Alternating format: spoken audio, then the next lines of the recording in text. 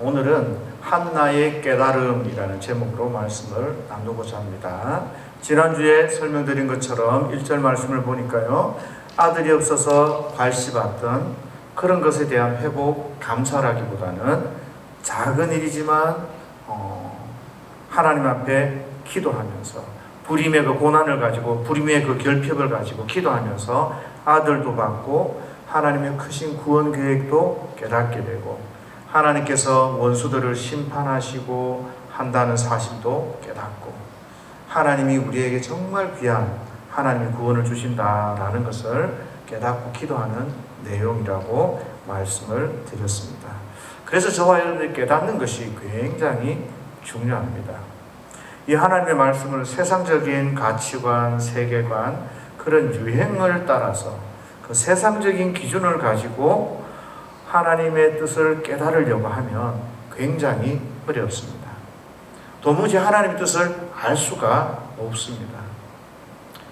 그렇게 해석을 시도하면 항상 하나님의 말씀은 맞지 않는 것 같고, 또 내 삶의 그 세상적인 잣대를 가지고 대보면 항상 결핍이고 불평할 것밖에 없고 원망할 것밖에 없고 앞이 보이지 않는 답답한 밖에 우리에게 없을 것 같습니다.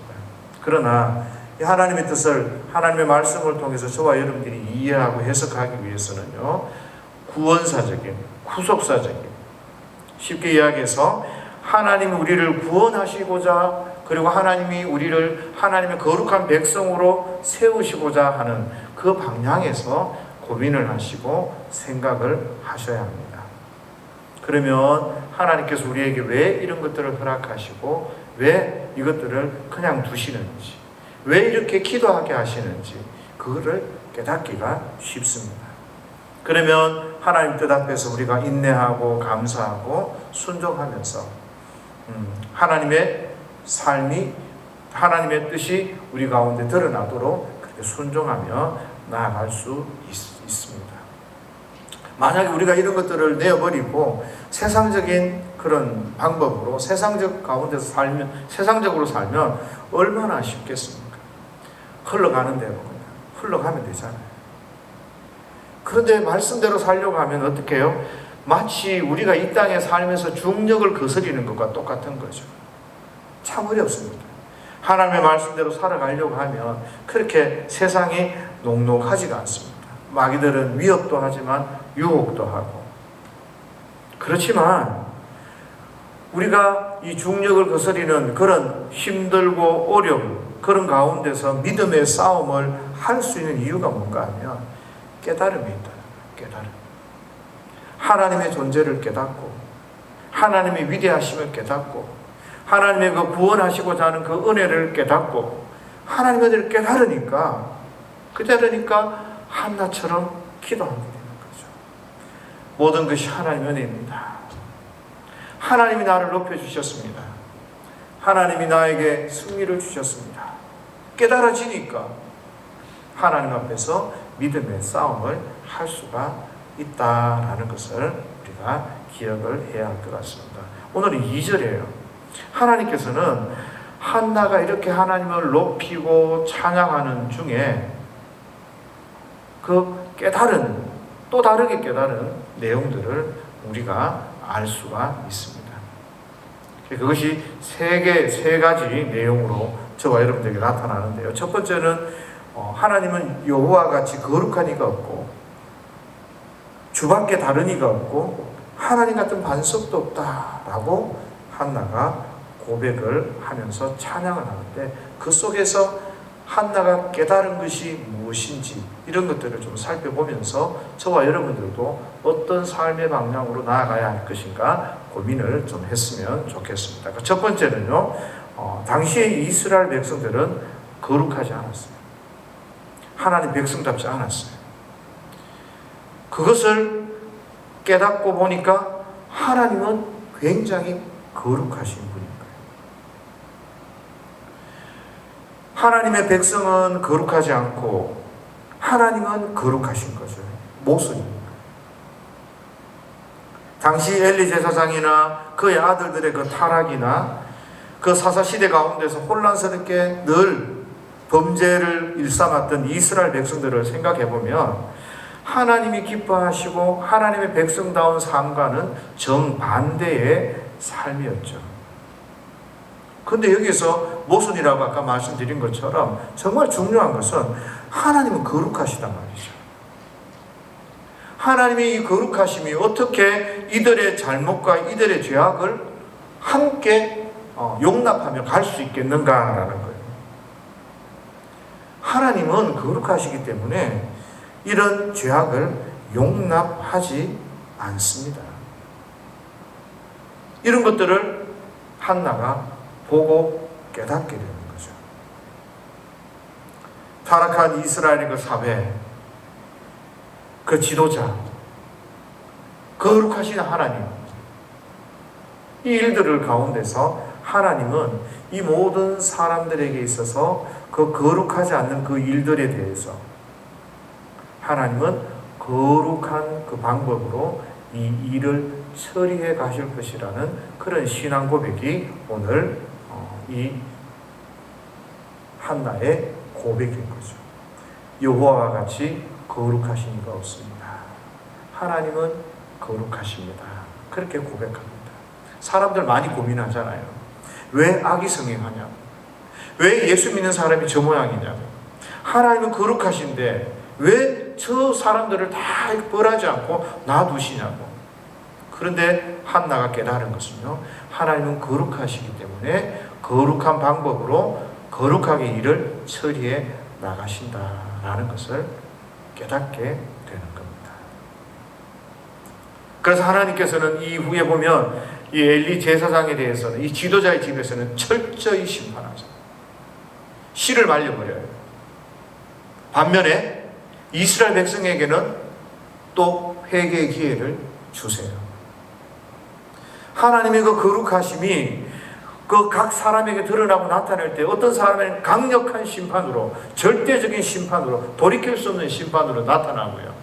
어떤 사람에게는 또 한 번의 용서와 또 한 번의 기다림으로, 은혜를 베푸심으로 나타나기도 하는 것을 보게 됩니다. 그러나 정말 결국 깨달아야 할 것은요, 하나님은 철저히 죄에 대해서 심판하신다는 것. 그저 한없이 내버려 두시는 분이 아니라는 거예요. 그런데 놀랍게도 착각 속에 빠진 교회, 착각 속에 빠진 이스라엘은 거룩한 하나님의 그 속성 앞에서 거룩하신 하나님을 섬긴다고 하면서 여전히 죄 가운데 있다는 것입니다. 많은 사람들이 죄로 물든 교회, 당연할 수 있다, 그런 생각들을 하고 사는 것 같습니다. 교회에 죄가 있으면 당연한 것이 아닙니다. 철저히 회개해야 되는 것이죠. 하나님의 그 거룩한 속성으로 말미암아, 거룩하신 하나님으로 말미암아 죄를 물든 교회는 점점 회개하고 점점 거룩해져 가야 되고, 점점 회개하고 점점 거룩해져 나가는 이런 모습들이 교회 가운데 일어나야 되는 거죠. 그리고 결국에는 죄를 이기고 믿음으로 나가는, 이것이 당연한 것인데, 오늘날 교회가 죄로 인하여서 무너져 버리고 서로 덮어주고 서로 입다듬하고 그렇게 살아가려는 모습들이 너무 많이 드러나고 나타나는 거죠. 그래서 하박국과 같은 의인들은 왜 악인이, 왜 옳지 않음이 이렇게 이 땅 가운데 의인이 고난을 당하고 있습니까? 라는 그런 질문을 가지고 많은 사람들이 하나님 앞에 고백하고 기도하고. 근데 한나도 마찬가지. 한나가 무엇을 깨달았어요? 거룩하지 않는 그 백성들을 향해서 하나님께서 거룩하게 그 일들을 처리해 나가실 것에 대한 그런 고백을 하고 있습니다. 하나님은 죄에 대해서 반드시 심판하십니다. 그래서 하나님께서는 이스라엘 백성들을 70년간 포로로 팔아버리십니다. 심판해버리시죠. 그리고 그들이 가지고 있던 성전을 파괴하십니다. 그래서 저와 여러분들이 정말 두려워할 것은 죄 가운데 내 인생이 빠져 있는지, 아니면 죄 가운데 교회가 그저 함몰되어 있는지, 그것들을 두려워해야 합니다. 죄 짓는 것 하나님이 그저 한없이 버려두지 않는다라는 것을 반드시 기억해야 합니다. 하나님께서는 구약에 거룩하신 하나님께서는 구약에서 죄를 짓고 있는 이스라엘 백성을 심판하셨습니다. 신약에서도 하나님께서는 심판하셨습니다. 하나님께서는 오늘날도 심판하십니다. 그리고 우리의 미래에도 주님이 오실 그때도 죄로 인하여서 하나님께서는 심판하실 것입니다.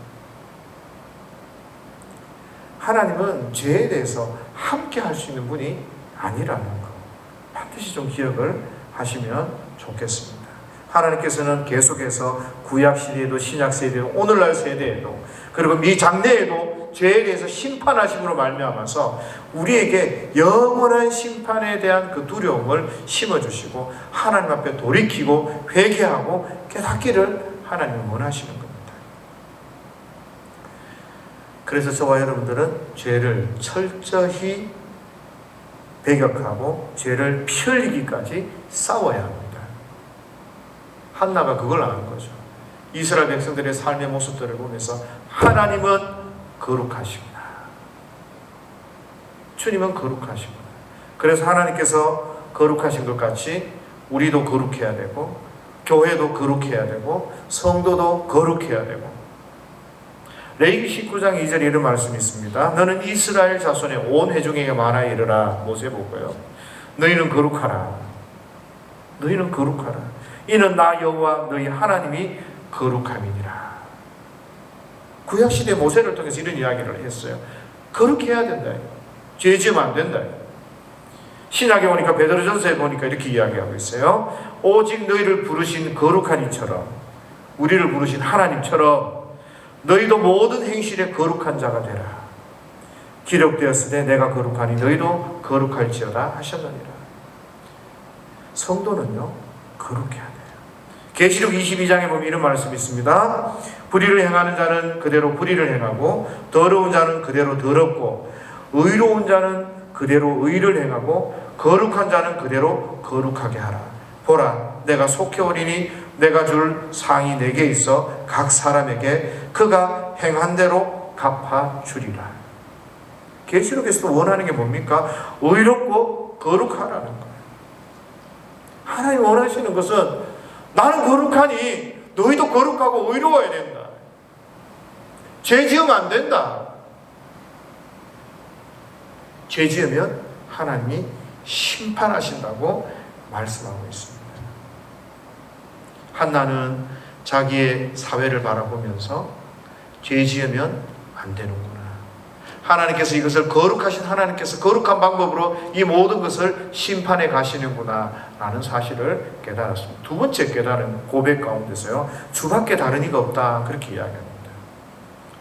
주님밖에 다른 이가 없다 그렇게 이야기해요.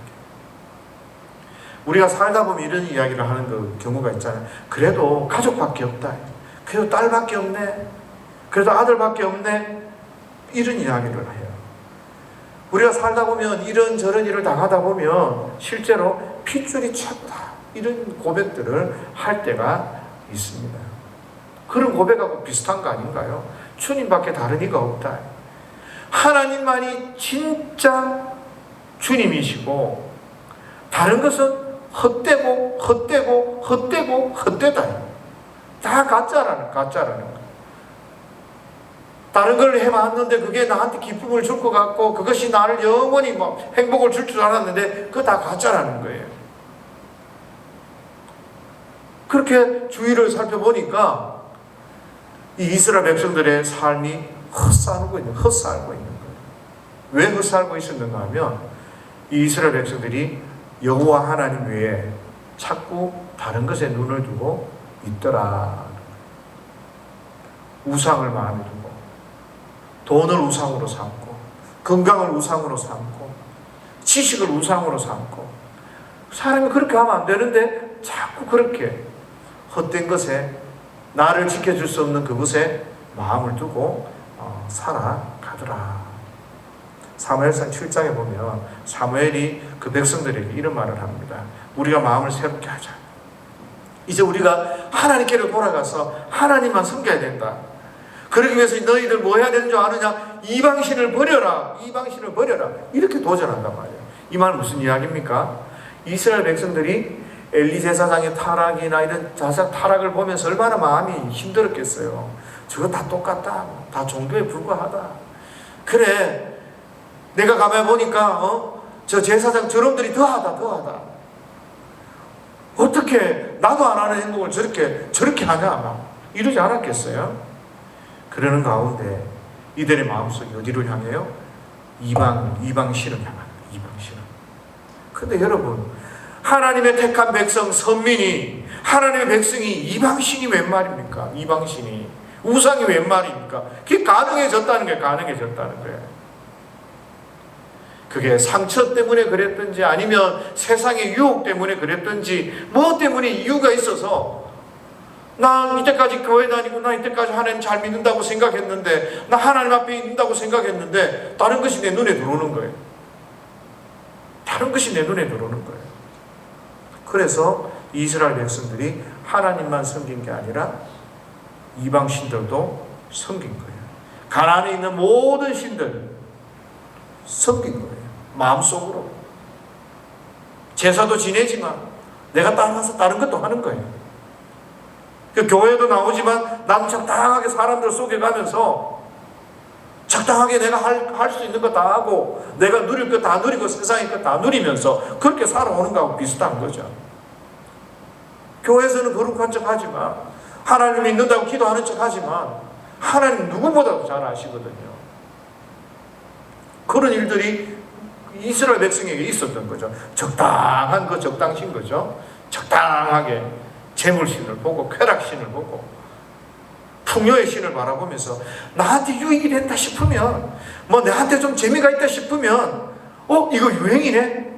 이런 마음이 들면 언제든지 넉달같이 달려가는 거예요. 교회도 나오는 거죠. 이렇게 가나안 백성들이 가지고 있던 신들을 이스라엘 백성들이 섬기는 거예요. 뭐 요즘에도 교회도 마찬가지 아니겠습니까? 하나님만 섬기고 하나님만 예배해야 되는데 그 자리에 적당하게 다른 것들을 갖다 놓습니다. 내가 예수 잘 믿는 것처럼, 내가 하나님을 사랑하는 것처럼 그렇게 착각하게 만듭니다. 그러면서 나는 신앙생활을 하고 있다고 생각하는 거죠. 예수 믿는 사람의 삶은 늘어나지 않고 그 삶 속에 죄는 제거가 되지 않고 예수님 닮은 그 모습은 그 속에 없는데 꾸준하게 새벽 기도도 하고 꾸준하게 예배도 11조도 뭐든 다 합니다. 그러나 진짜 다른 것들과 함께 섬기는 그런 것들이 너무 많은 거죠. 우리 성도들이 선을 좀 지켰으면 좋겠어요. 선을. 하면 안 되는 거 그거 분별하셔야 돼요. 지혜로운 사람은요, 들자리와 날자리를 알아요. 아, 내가 여기 있어야 되는지, 여기 없어야 되는지, 이런 거 안다고요. 마찬가지예요. 하나님 앞에서요, 선을 분명히 그어야 돼요. 할 만한 게 있고, 절대 하면 안 되는 게 있단 말이에요. 우상숭배요. 그런 건 절대 하면 안 돼요. 하나님보다 더 의지하고 하나님보다 더 사랑하는 거, 그런 걸 하나님 앞에 두면 그거 저 안 된단 말이에요.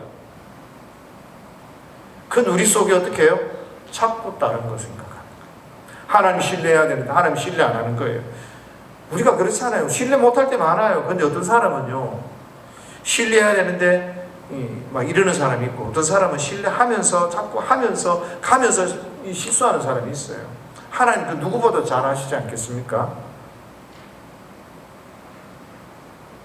그래서 저와 여러분들이 선을 지키고, 내가 어떻게 하나님 앞에 철저히 하나님만 사랑하고 하나님 앞에 믿음으로 살아갈 것인지 이 고민들을 많이 해야 되는 거죠.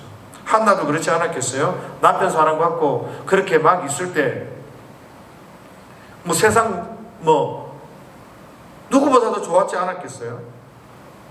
그런데 자기에게 1년, 2년, 3년이 지나가면서 불임이 찾아왔습니다.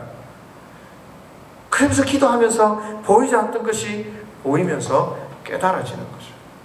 아, 그래.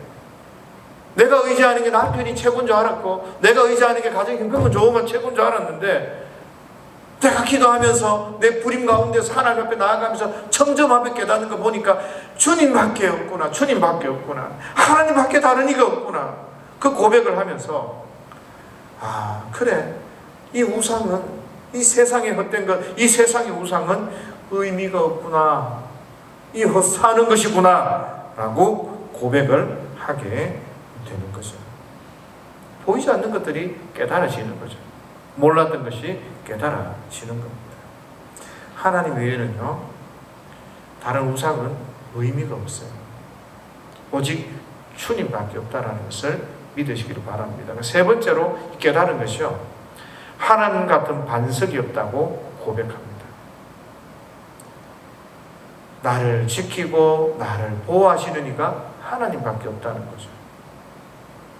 이때까지 내가 누가 나를 지켜줬는가, 남편이 지켜줬는가,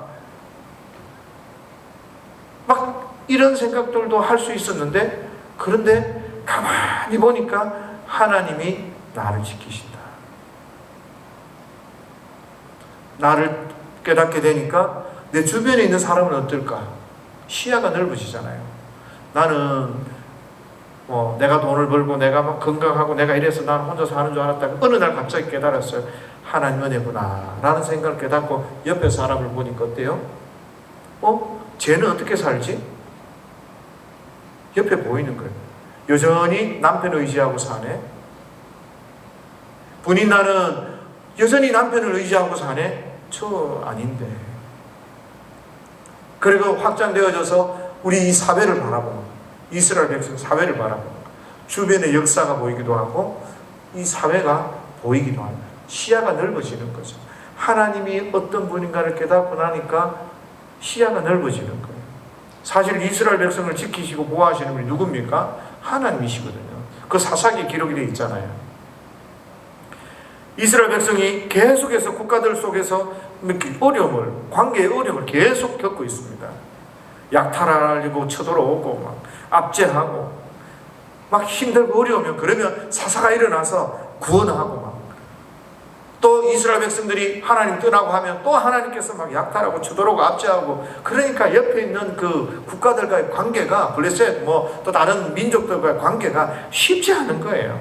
정말 괴로운 거죠. 좀 편안하게 살아가면 좋겠는데, 그냥 그런 일이 전쟁이 있다 없다 이러나 보다, 이게 아니라 한나가 보니까 하나님이 지키고 계셨네. 내 삶을 보니까 하나님이 나를 지키고 하나님이 나의 반석이 되신 것처럼 이 이스라엘 반석이 바로 하나님이시네. 이 고백을 하는 거죠. 그러니까 한나가 살던 그 상황 가운데서도 하나님만이 이스라엘 백성을 지키고 이스라엘 나라를 든든히 세우고 보호할 수 있다라는 이런 고백들을 하고 있는 겁니다. 근데 3절 이어 4절에 보면 2절 뒤에 3절을 보면 그렇게 되어 있죠. 그런데도 불구하고 이스라엘이 깨닫지를 못하는 거예요. 하나님이 우리를 지키고 하나님이 우리를 보호하신다는 것을. 그래서 교만하고 오만한 거예요. 사사들을 통해서 구원하시면 더 겸손하고 말씀 앞에 순종해야 되는데, 어느 정도가 지나면 또 하나님을 떠나서 언제 우리가 압제당하고 있었느냐는 듯이 하나님을 떠나간 거죠. 그리고 스스로 높였고 죄를 짓고 하나님을 업신여기고, 하나님 말고 좀 더 강력한 왕을 요구하기도 합니다. 하나님께서는 이런 이스라엘의 행동을 달아보셨습니다. 이게 바로 사사시대에 반복된 패턴이었습니다. 구원해주면, 그래서 평안을 주면 타락하고, 타락해서 또 압제당하고 하면 하나님 앞에 또 울부짖고, 또 하나님 또 용서해 주시고 또 그들을 돌아보고, 지금도 마찬가지인 거죠. 한나가 봤을 때 엘리와 그 자식들의 행동, 우상 숭배하고 있는 이스라엘 백성들의 죄, 그리고 깨닫지 못하는 그 교만하고 오만한 것들, 이런 것들을 하나님은 지식이 하나님께 다 알고 계시는데, 우리의 심령과 골수를 찔러 쪼개기까지 하시는 분께서 모든 것을 다 알고 계시는데, 그런 우리에게 지금 문제가 있다는 거죠. 우리는 지금 하나님만 의지하고 하나님께 우리의 구원이 달려있다 라는 그런 고백들을 하고 있는 거죠. 사실 이 한나가 고백하고 있는 이 문제, 그죠? 이것은 하나님과 배치되는 그런 이스라엘 백성들의 삶인 거죠. 하나님을 신뢰하지 않는 그런 이스라엘 백성들의 삶을 대한 그런 고백인 거죠. 그래서 저와 여러분들도 굉장히 주의해야 됩니다. 이 나라의 정세를 보면서 하나님께서 이 나라 민족을 보호하고 계신다는 것, 하나님께서 우리를 지키시고 우리 가정을 보호하시고 우리와 함께 하신다는 사실들을 잘 깨달아서 가야 되는데, 조금만 편안하고 조금만 뭐가 이렇게 하면 기도하지 않고 순종하지 않고 내가 했고 하나님의 은혜는 어디 갖고 없고 이런 생각들을 우리가 하게 되는 것입니다. 그런데 한나는 어때요? 자기 결핍 가운데 철저히 기도하면서 이런 사실들을 기도하면서 깨달아가는 거죠. 정말 하나님밖에 없습니다. 하나님 우리를 구원하실 반석이십니다. 이렇게 고백하는 거죠. 저는 이런 한나의 고백 속에서 이스라엘 백성들이 가지고 이스라엘 백성들이 행했던 그런 모순적 행동, 이런 것들을 저와 여러분들의 삶 가운데서도 좀 깨달아지고 또 그것들이 무엇인지 발견해낼 수 있는 그런 은혜가 좀 있으시기를 바랍니다. 내가 하나님을 사랑한다고 하면서, 내가 사역을 한다고 하면서, 내가 신앙생활을 한다고 하면서 나한테 어떤 이런 하나님과 모순된 방법, 어떻게 하나님과 배치되고 있고 하나님을 신뢰하지 않는 그런 모습들 가운데 내가 살아가고 있는지, 이런 것들에 대해서 좀 고민하시면서 이번 2025년도를 보내고 2026년도에는 뭐예요? 이것들을 다시 보완해서 한나의 고백처럼 우리의 한나의 고백이 나의 고백이 되는 그런 은혜가 저와 여러분들에게 있어야 되지 않겠습니까? 하나님 어떤 분이신가? 난 얼마나 예수님을 닮으면서 그런 삶을 살아가는지, 내가 정말 내 삶이 하나님 합당한 그런 삶을 살고 있는지, 이런 것들 좀 많이 고민할 수 있는 저와 여러분들이 될 수 있기를 예수님의 이름으로 축복합니다.